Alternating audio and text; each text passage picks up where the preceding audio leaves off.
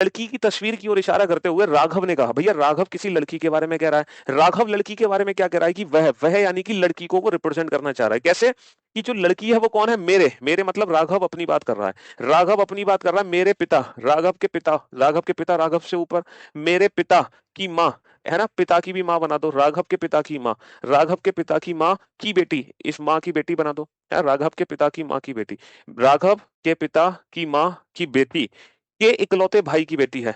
अच्छा, राघव के पिता की माँ के बेटी के इकलौते भाई, भैया बेटी का इकलौता भाई यही होगा, बेटी का इकलौता भाई भी यही होगा। और भाई की बेटी, इसकी बेटी कौन है, इसकी बेटी है वो लड़की, इसकी बेटी लड़की है जिसकी तरफ राघव इशारा कर रहा है। तो राघव किसकी तरफ इशारा कर रहा है, राघव अपनी बहन की तरफ इशारा कर रहा है।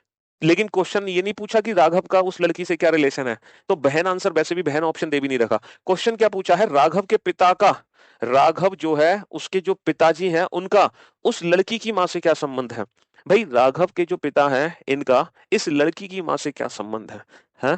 तो भाई क्या संबंध होगा, अगर ये लड़की भी इन्हीं की बेटी है तो ऑब्वियसली बात है जो लड़की की माँ है ना, जो राघव के पिता है वो आपस में कौन है, पति पत्नी होंगे ना।